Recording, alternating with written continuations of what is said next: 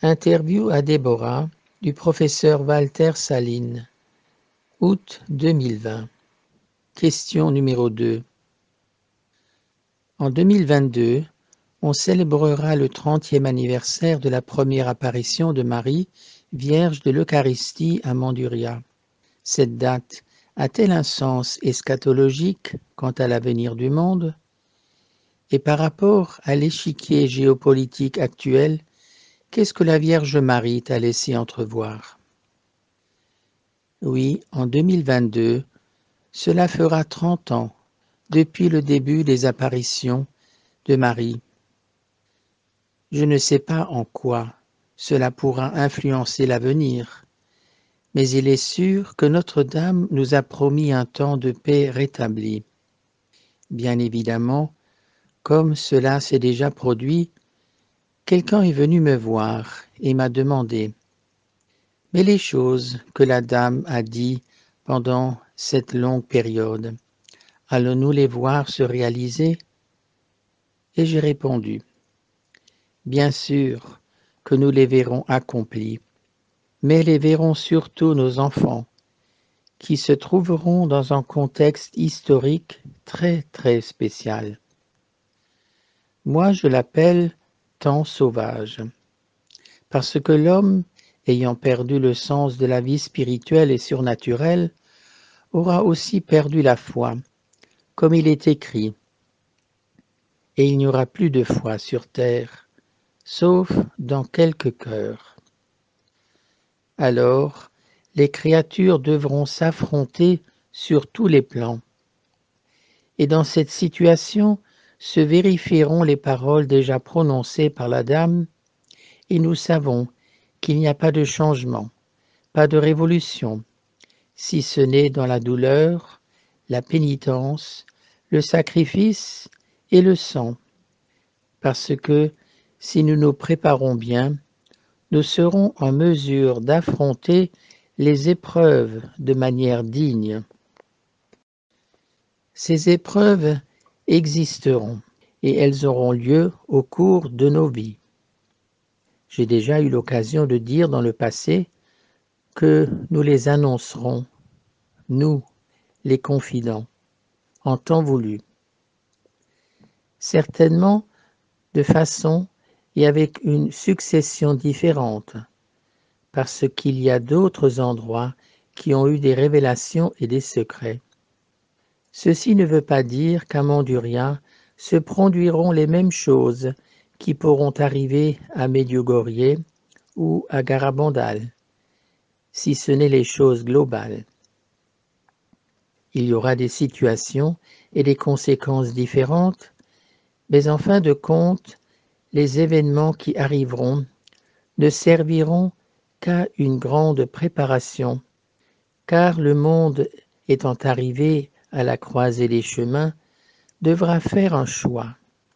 Il devra s'ouvrir au Christ ou servir l'Antéchrist, en suivant le nouvel ordre mondial qui veut imposer des règles bien précises et des idéologies trompeuses. Il est donc clair que ces 30 années forment un moment important pour lequel tout le monde devra faire un choix, interrogé à la fois par les grands événements, mais aussi par des signes non joyeux. Il est écrit, et nous le vivons, que la terre viendra en aide à la femme qui est dans le désert. Apocalypse, chapitre 12, versets 1 à 16. Par conséquent, les glissements de terrain, les tremblements de terre, les situations terribles dont nous serons de plus en plus témoins nous parlent de Dieu. La terre nous parlera de Dieu. Sûrement nous parlera de Dieu la fonte des glaciers, l'axe de la Terre qui a subi un déplacement important, les nouveaux phénomènes volcaniques, les zones terrestres qui émergeront et d'autres qui disparaîtront sous l'eau, nous parlera de Dieu tout ce qui a été la conséquence de la bestialité humaine jusqu'à l'exploitation totale des territoires avec la mort de tant de créatures. nous parlera de la crise, parce que nous reviendrons au charbon après que nous avons drainé tout le pétrole. Aussi verrons-nous des choses terribles et choquantes, parce que pendant que les conflits entre États se déclencheront, de nouvelles catastrophes nucléaires se produiront. Ne pensez pas qu'elles soient loin. Prague, Prague, Prague sera un nouveau Tchernobyl. Même les phénomènes de la variation de la température nous laissent déjà entrevoir la souffrance de notre mère la Terre, qui ne doit jamais être comprise comme détachée du langage spirituel. Sinon nous serions des idolâtres, parce que penser à la Terre comme si elle avait un esprit à part nous conduirait à une écologie stérile et idolâtre. Pas même saint François a prêché cela. Nous devons regarder la souffrance de la nature que nous exploitons en bouleversant l'équilibre normal dont elle a besoin pour survivre et nous donner ce dont nous avons besoin. Ainsi, tout ce que nous faisons subir en mal à la terre va inévitablement se retourner contre nous, comme l'élargissement des océans en raison de la fonte de la glace, etc., etc.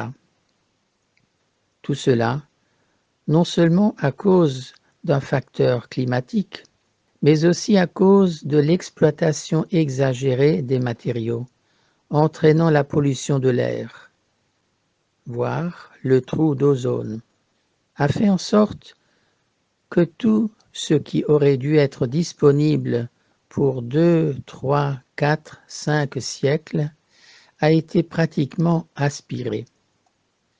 C'est pourquoi nous allons revenir en arrière et entrer en conflit les uns avec les autres, puis entre les États.